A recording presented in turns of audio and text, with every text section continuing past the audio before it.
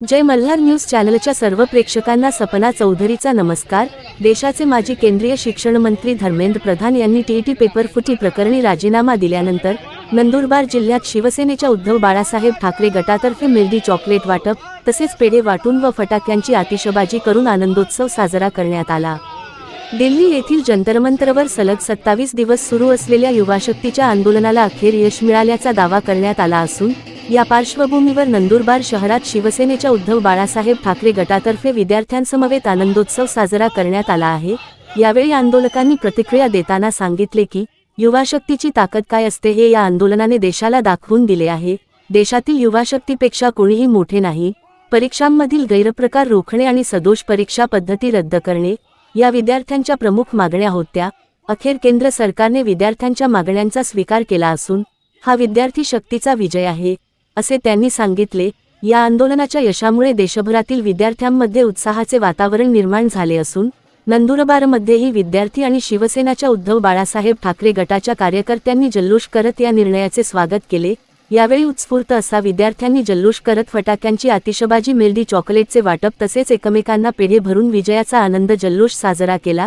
यावेळी उद्धव बाळासाहेब ठाकरे शिवसेना टाचे संपर्क प्रमुख गुलाबराव वाघ, जिल्हा प्रमुख पंडित माळी, महिला जिल्हा प्रमुख रीना पाडवी, युवा जिल्हा प्रमुख सागर पाटील, तालुका प्रमुख रमेश पाटील, शहर महिला आघाडी प्रमुख चारुमल माळी यांच्यासह शिवसेनेच्या उद्धव बाळासाहेब ठाकरे गटाचे पदाधिकारी कार्यकर्ते उपस्थित होते। तसेच मोठ्या संख्येने विद्यार्थीवर्ग यावेळी उपस्थित होता। याप्रसंगी विद्यार्थी प्रतिनिधी म्हणून प्राजक्ता शिंदे तसेच शिवसेना उद्धव बाळासाहेब ठाकरे गटाचे संपर्क प्रमुख गुलाबराव वाघ यांनी आपली प्रतिक्रिया व्यक्त केली। सपना चौधरी, जय मल्हार न्यूज, नंदुरबार।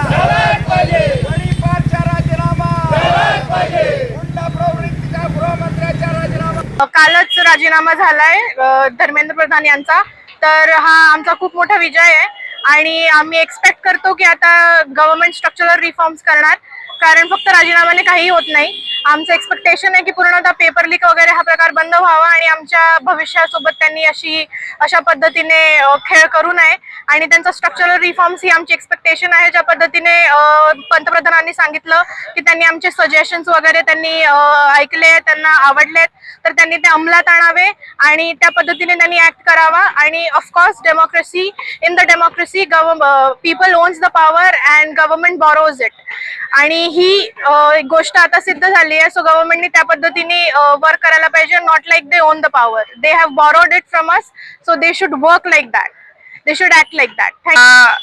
देशामध्ये दिल्लीला जंतर मंतरवर 27 दिवस उपोषण चाललं युवा शक्तीचं, आणि ज्यांना या सरन्यायाधीश यांनी कॉक्रोच म्हटलं तर हे कॉक्रोच काय करतील, पण या कॉक्रोचने दाखवून दिलं की या युवा शक्तीपेक्षा कोणीही मोठी नाही। कितीही मोठी जी छाती असेल तरी या युवा शक्तीने छाती कमी करून दाखवली।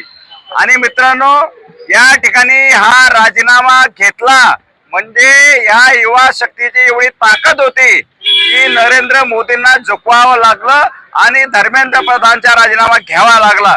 परंतु याच्याने होणार नाही। विद्यार्थ्यांच्या या ज्या परीक्षा आहेत, नीट असेल, टीएटी असेल, एनटीए असेल, ज्या ज्या परीक्षा असतील त्या परीक्षा सदोष झाल्या पाहिजेत अशी या युवा शक्तीची मागणी होती।